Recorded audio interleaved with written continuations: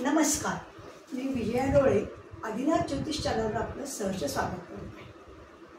आपण नक्षत्र पाहतो आणि आज आपण 25वे नक्षत्र, 26वे नक्षत्र आणि 27वे नक्षत्र बघणार. 25वे आहे पूर्वा भाद्रपदा, 26वे आहे उत्तरा भाद्रपदा आणि 27वे आहे रेवती. ही तिन्ही नक्षत्र आज आपण अभ्यासणार आहोत. आता पूर्वा भाद्रपदा नक्षत्र हे कोणत्या राशीत आहे, कोणत्या राशीत आले बरं?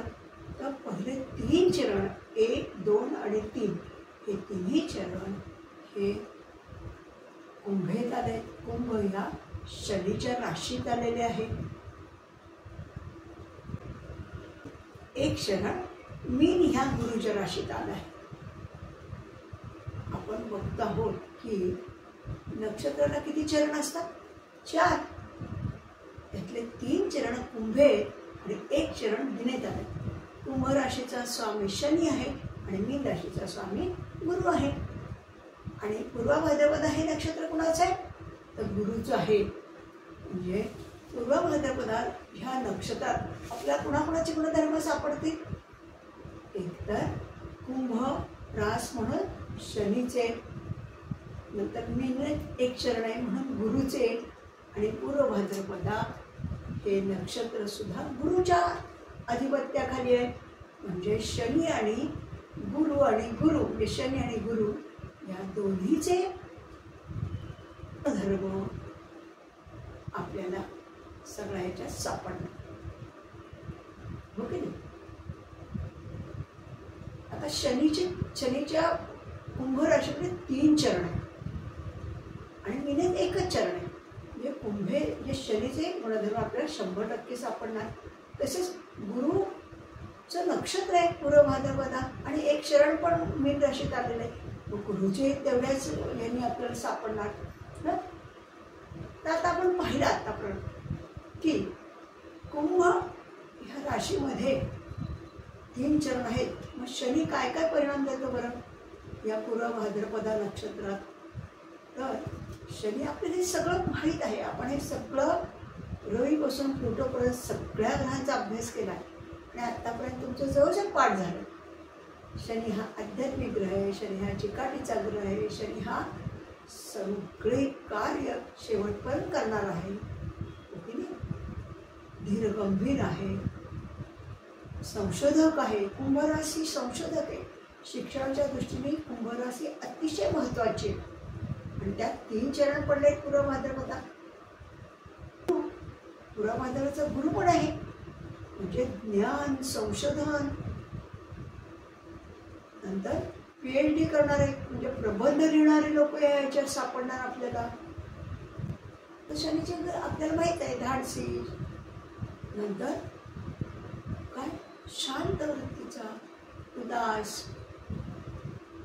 पण ऐहिक दृष्टिकोन अजिबात नाही. अगदी आध्यात्मिकतेकडे कल. हे आपल्याला सगळं माहीतच आहे. ते आपल्याला आता कसं काय याच्यात बघायला मिळणार ते आपण म्हणाल. आणि आता गुरुची रास मीन आहे, त्याच्यात 1 चरण आलंय आणि नक्षत्र स्वामी पण गुरु आहे पूर्व भाद्रपदाचा. त्यामुळे गुरुचं पण आपल्याला त्या नक्षत्रात नक्कीच सापडणार. ओके नाही? मग आता गुरु काय? गुरु हा ज्ञानी आहे. गुरु हा सगळ्यांचा गुरु आहे, अध्यात्मात प्रगती करणार आहे. शनी आणि गुरु म्हणजे अध्यात्माच्या उच्चांक गाठतील. आध्यात्मिक ग्रह दोन्ही पण. ज्ञान लालसा, ज्ञान हे त्यांचं संपूर्ण कर्मभूमी, ज्ञान हेच त्यांना भावणार आहे गुरुला. आपल्याला ह्या गुरुचे बरेच कंगोरे आणि शनीचे कंगोरे आपल्याला या पूर्व भाद्रपदा नक्षत्रात नक्कीच मिळणार. ज्ञानी, बुद्धिमत्ता, आकलन शक्ती चांगली, हुशार, व्यक्तिमत्व चांगलं, अतिशय परोपकारी, सहिष्णू भूमिका. गुरु हा नेहमी ॲडजस्ट करणारा ग्रह आहे, समजूतदार ग्रह आहे. असे हे गुरु आणि शनी यांचे सगळ्या प्रकारचे कंगोरे ह्या पूर्व भाद्रपदा नक्षत्र आपल्याला बघायला मिळणार. तर मग आपण बघूया की ह्या चार्टमध्ये आपल्याला आजारात कुठे सापडतंय, नंतर कार्यक्षेत्रात, स्वभावात कसे कसे ते सापडतात ते आता आपण बघूया. मी आता तक्ता लावते. आता आपण 25वं नक्षत्र पूर्व भाद्रपदा याची इतर माहिती बघणार. पूर्व भाद्रपदा 1 ते 3 चरण कुंभे व 1 चरण मीनेत हे नक्षत्र गुरुच्या शनीच्या राशीत व नक्षत्रात व मीन ह्या गुरुच्या राशीत आहे.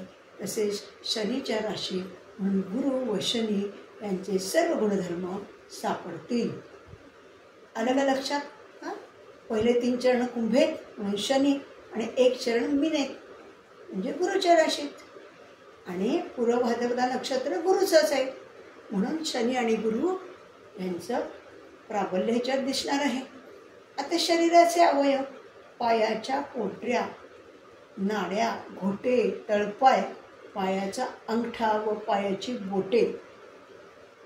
आता स्वभाव, प्रगल्भ बुद्धी, संशोधक वृत्ती, चिकाटी, धडाडी, दूरदर्शी, तत्वज्ञानी, उदार, परोपकारी, निस्वार्थी, देश व ईश्वर भक्त, कुटुंबवत्सल, गूढशास्त्र, ज्योतिष, खगोलशास्त्र यांची आवड, महत्वाकांक्षी, आनंदी वृत्ती, सात्विक, संगीत, कला, साहित्य यांची आवड, उच्च पद भूषवणारे, व्यक्तिमत्व आकर्षक पण धरसोड वृत्ती. आता बघितलं का याच्यात काय काय दिसलं तुम्हाला? प्रगल्भ बुद्धी, संशोधक वृत्ती, चिकाटी, धाडसी, दूरदर्शी, उदार, तत्वज्ञानी हे सगळं शनीचं आलं बघा. आणि आनंदी वृत्ती, सात्विक, संगीत, कला, साहित्य यांची आवड, नंतर व्यक्तिमत्व आकर्षक आणि धडसोड वृत्ती हे सगळं गुरुचं आलं. आता धडसोड वृत्ती का बरं म्हणलं माहिती का? मीन रास ही द्विस्वभाव रास आहे.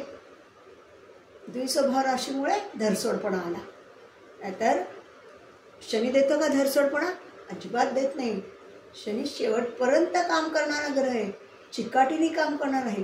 पण मीन राशीमुळे धरसोड वृत्ती थोडीशी त्यात आली बघा. आता कार्यक्षेत्र, नोकरी करणारा वर्ग, प्रशासकीय अधिकारी, नगरपालिका, सचिवालय, भ्रष्टाचार व गुन्हे अन्वेषण विभाग, कोषाध्यक्ष, शेअर दलाल, बँक व विमा कंपन्या, आंतरराष्ट्रीय व्यापार, संख्या व वैद्यकीय शास्त्र, ज्योतिष, प्राचार्य, मंदिर विश्वस्त, नंतर जज, नंतर खाणकाम, डॉक्टर, सर्जन, न्यायालय, प्रकाशक, ग्रंथपाल, ग्रंथविक्रेत्या, धार्मिक व संस्था व युद्धकैदी. आता बघितलं का इथे पूर्व भाद्रपदाची लोक कुठे कुठे सापडतात ते लिहिले बरं का. तर कसं कसं आहे बघितलं का आपण? डॉक्टर, सर्जन, न्यायालय, प्रकाशक, ग्रंथालय हे सगळं गुरुचं आलं, हो की नाही? आणि ह्याचं काय आलं? नोकरी करणारा प्रशासकीय अधिकारी, नगरपालिका, सचिव, भ्रष्टाचार, गुन्हे अवेल हे सगळं दलाल, विमा शनीचं आलं आहे. शनी आणि गुरु ह्यात आपल्याला मिळाले, हो की नाही? आजार, रोग दाहक नसतात पण रेंगाळणारे असतात. नंतर थंडी, ताप, कफ, दमा, हिवताप, रक्तदाबाचे विकार, अनियमित हृदयाचे कार्य, जलोदर, फेफरे, पाय व घोट्यावर सूज, संधिवात, त्वचा विकार, पित्त विकार, मेदवृद्धी, लिव्हर व यकृताचे आजार, कावीळ, पोलिओ व हार्निया. रोग दाहक नसतात पण रेंगाळणारे असतात. शनी हा उशिरा देणारं हे ना, कुठलाही आजार रेंगाळत ठेवतो, उशिरापर्यंत ठेवतो, हो की नाही? थंडी, ताप, कफ, हिवताप हे सगळं शनीकडे आलं. नंतर मेदवृद्धी, लिव्हर, यकृताचे आजार, कावीळ हे सगळं गुरुकडे आलं बघा. म्हणजे आजारात सुद्धा शनी आणि गुरु आपल्याला सापडले. आता मुहूर्ताला कसं आहे बरं हे नक्षत्र? तर ह्या बाबत हे नक्षत्र महत्त्वाचे नाही. विहीर खणणे, उरलेले धन काढणे, द्यूत खेळणे व मद्य काढणे याला चांगले. गणितारंभ, अन्नप्राशन, मौंजी व प्रयाणास चांगले. एवढ्यासाठीच फक्त ते चांगलं आहे.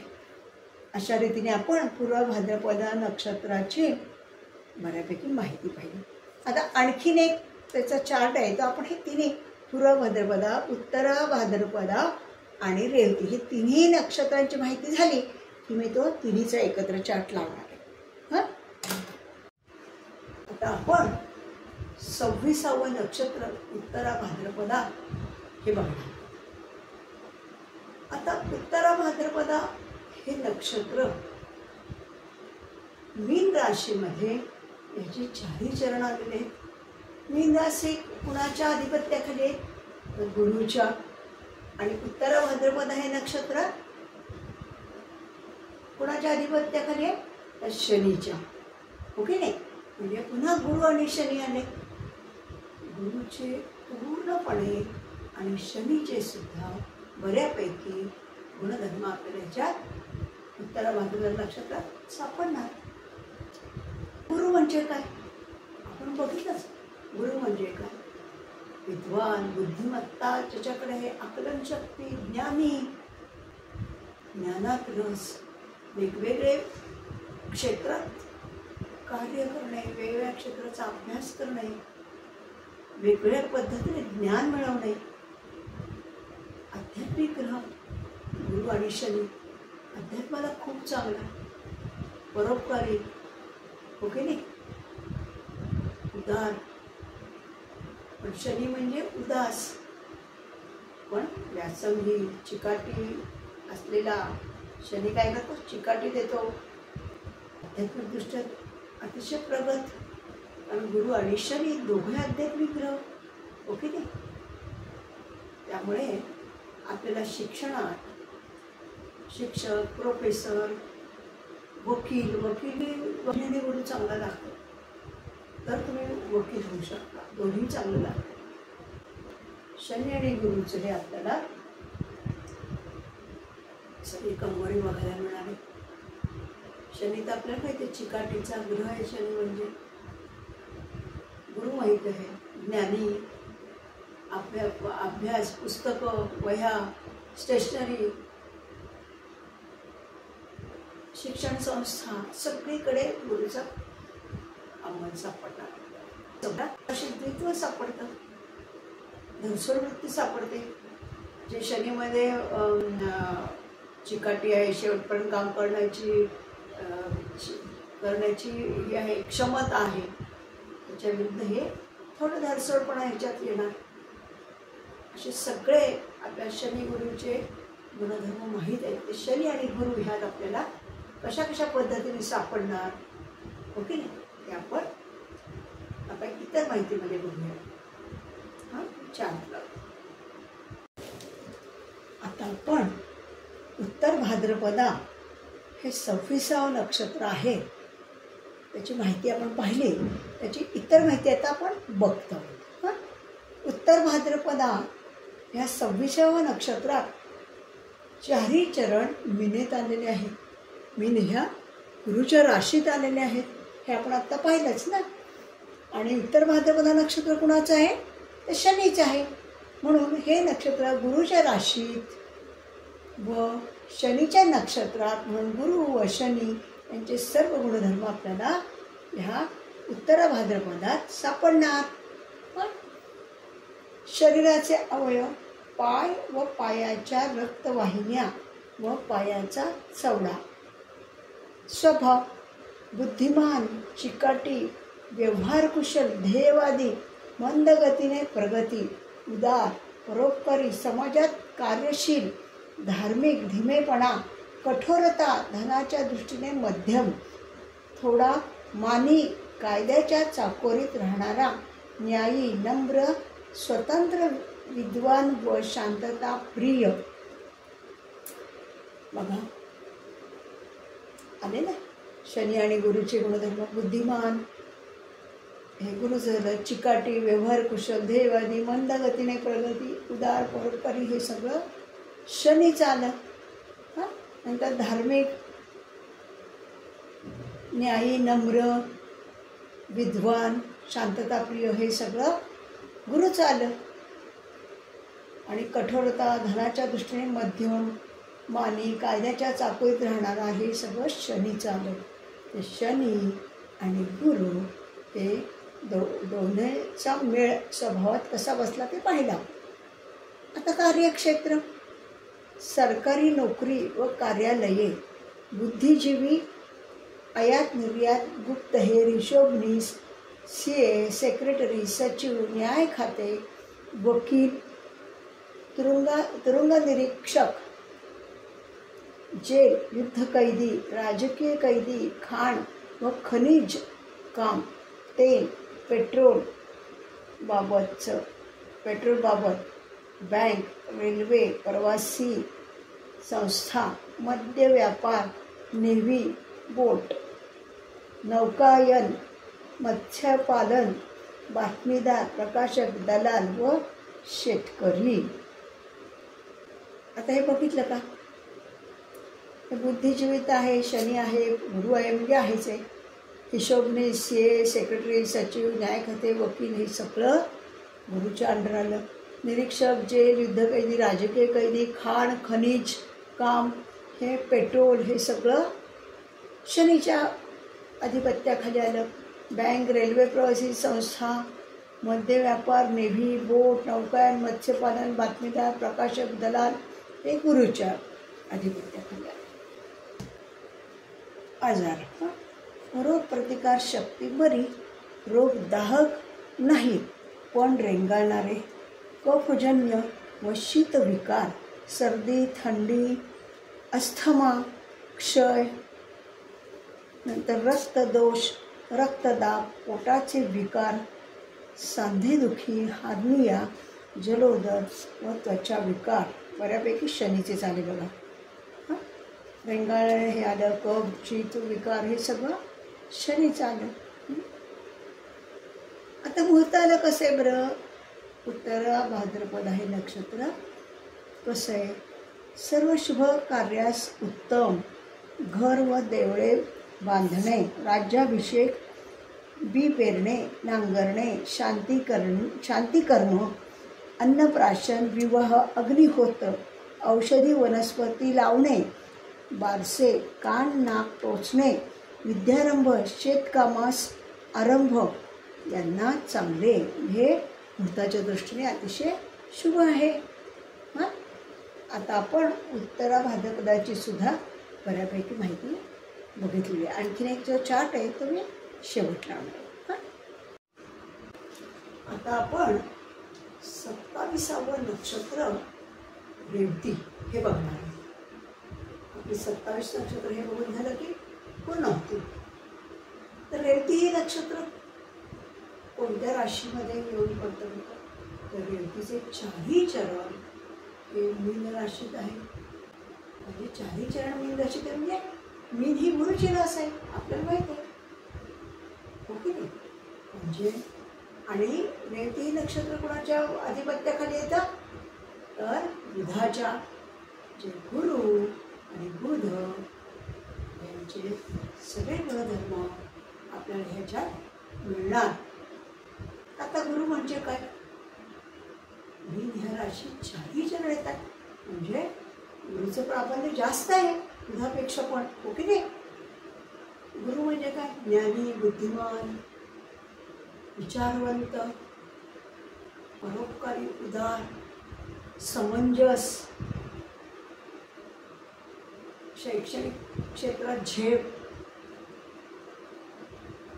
शिक्षणावर प्राबल्य, कोणत्याही साईडला जा, सायन्स म्हणा, आर्ट्स म्हणा, कुठेही गेला तरी त्याच्यात त्यांना बऱ्यापैकी यश मिळणार. बुध हा बुद्धीचा कारक, आकलन शक्ती, बुद्धिमत्ता, विद्वान,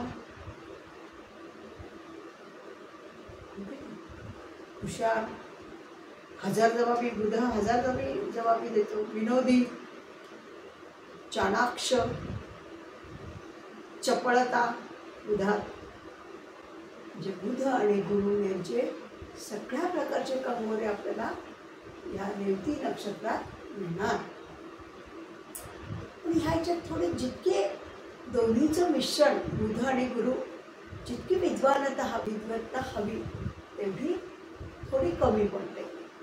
एवढे विद्वान नाही सापडत, थोडं कमतरता भासते ह्याच्यात. आणि मन मिळावं, गुरु तर मनमिळावपणा देतो, बुध काय देतो? द्वित्व देतो, धरसोडवृत्ती देतं.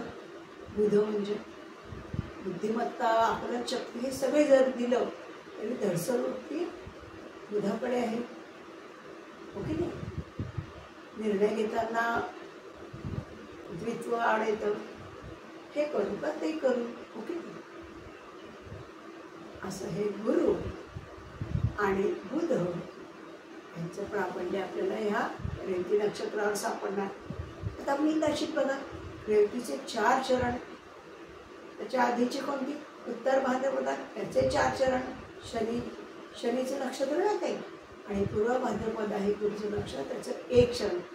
ते 4 आणि 4 8 आणि 1 9. एका राशीत 9 चरण असतात.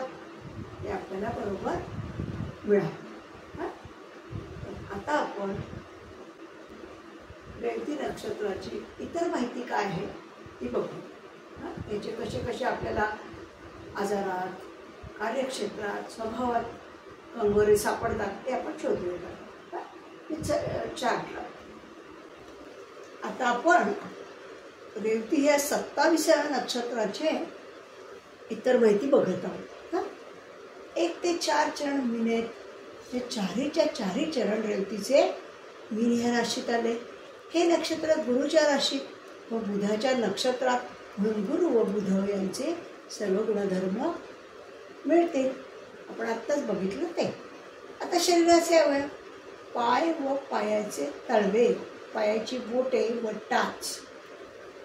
आता स्वभाव, बुद्धिमान, प्रतिभावंत, चाणाक्ष, हजरजबाबी, प्रामाणिक, स्थिर, परोपकारी, उदार, शांतचित्त, आनंदी, भिडस्त, तर्कशक्ती चांगली, समाधानी, गुणविद्येत पारंगत, धार्मिक, चैनी, द्विधा मनस्थिती, वाचाळ, धरसोड वृत्ती.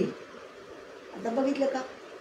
बुद्धिमत्ता, प्रतिभावंत, चाणाक्ष, हे सगळं गुरु आलं. हजरजबाबी, प्रामाणिक, स्थिर, परोपकारी, हे पुन्हा गुरु आलं.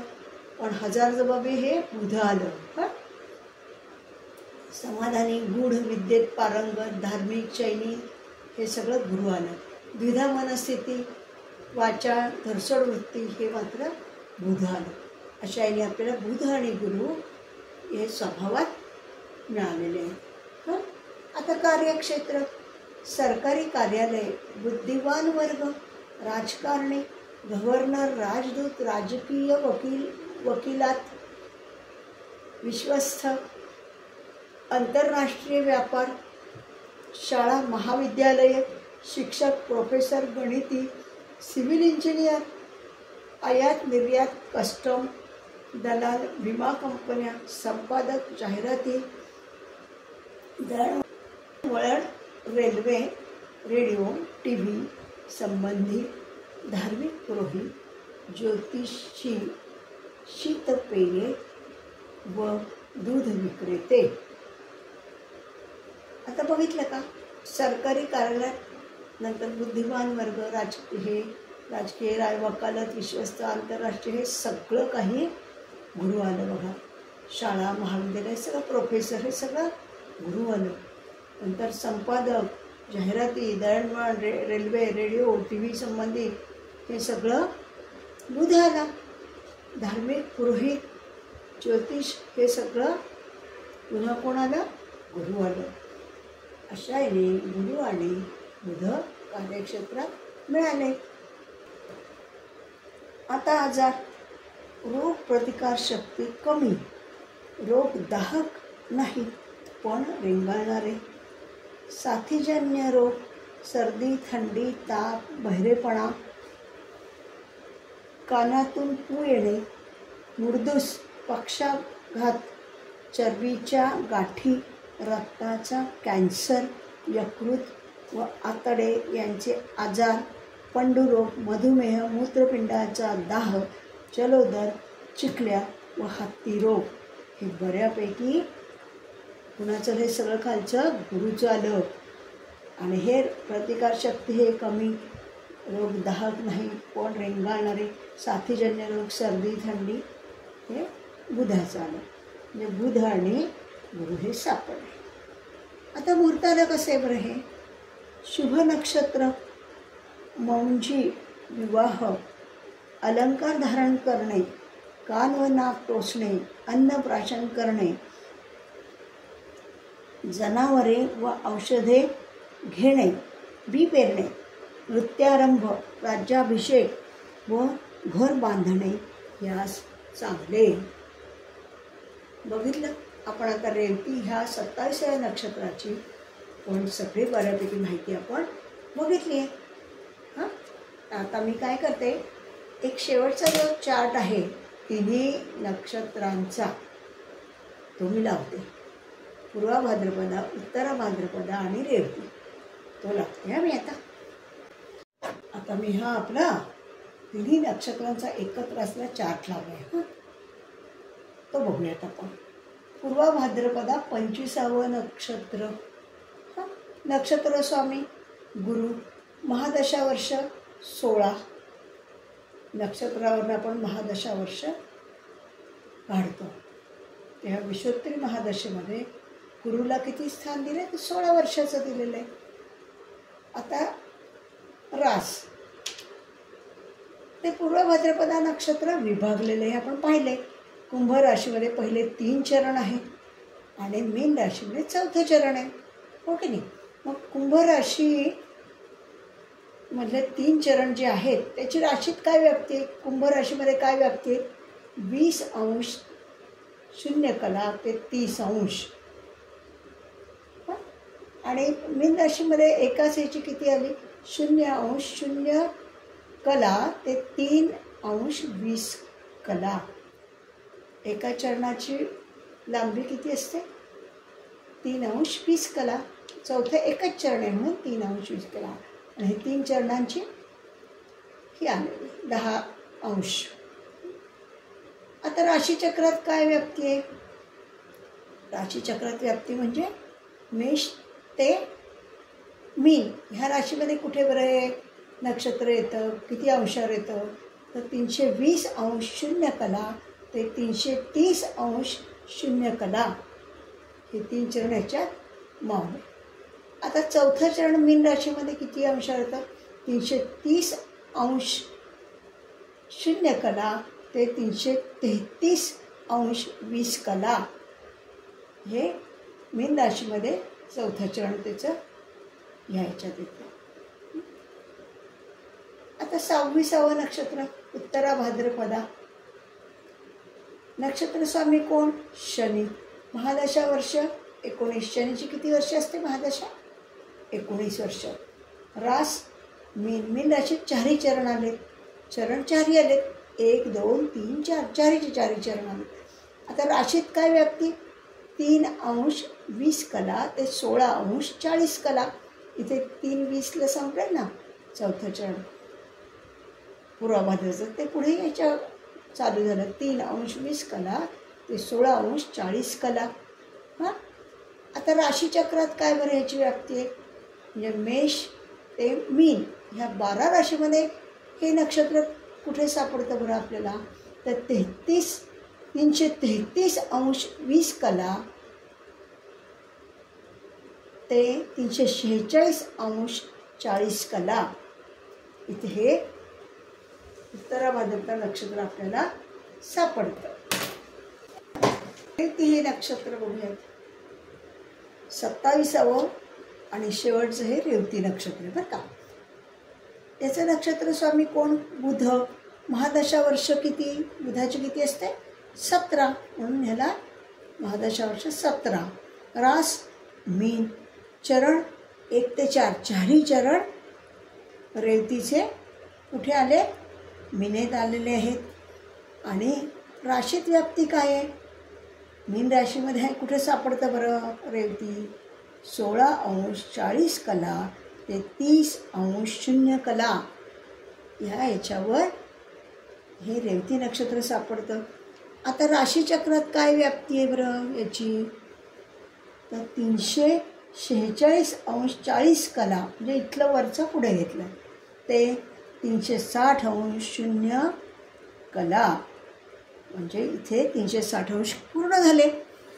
आपल्या 12 राशीमध्ये किती अंश होतात, 360°. तर इथे मात्र 360° पूर्ण झालेले आहेत. मीन म्हणजे काय, आता हे आपण नक्षत्रांची साधारण आकृती दिसावी लक्षात आहे म्हणून लावली आहे. ते मीन म्हणजे मासा. उत्तर भाद्रपदा काय आहे बरं, कॉर्डसारखं दिसते का, 4 हे असं सारखं दिसतंय आणि हे 2 सूर्य एकावर अशा तिरक्या ठेवल्यासारख्या दिसतात पूर्ण भाद्रपदा. असे ही यांचे नक्षत्रांचे चित्र आहेत. पण आता आपण 27 ते 27 नक्षत्र पाहिली बरं का. आपण आज 25, 26 आणि 27 या नक्षत्रांचा अभ्यास केला. आता सगळे 27 ते 27 नक्षत्रांचा आपला अभ्यास पूर्ण झालेला आहे. म्हणजे जे ज्योतिषासाठी आवश्यक माहिती जी असते, ग्रह, रवी ते प्लुटो, राशी मेष ते मीन आणि अश्विनी ते रेवती हे 27 नक्षत्र, हे सगळे आपण अभ्यासलेली आहे. हे बेसिक अभ्यास आपण केलेला आहे. आता आपल्याला काय करायचं आहे, तर आपल्याला कुंडली मांडायची. हे शिकलंय ते कुंडली मांडून ते कशा कशा पद्धतीने त्याच्यात येईल, कसं मांडता येईल हे आपल्याला शिकायचं. स्पष्ट ग्रह, स्पष्ट भाव हे सगळं शिकायचं आहे. त्यासाठी आधी आपल्याला त्याची सूत्र माहीत असणं गरजेचं आहे, त्याच्या गणित थोडंफार माहीत असणं गरजेचं आहे. तेव्हा आपण कुठल्या भागात त्या संदर्भात माहिती घेणार आहोत. तेव्हा आजचा भाग मी इथेच संपवते आणि आपली रजा घेते. हा नक्षत्रांचा भाग आपण सगळ्यांनीच बघितला असेल आणि सबस्क्राईब आणि शेअर केला असेल याची मला पूर्ण खात्री आहे. ह्या धन्यवाद. पुढच्या भागात आपण लवकरच भेटूया.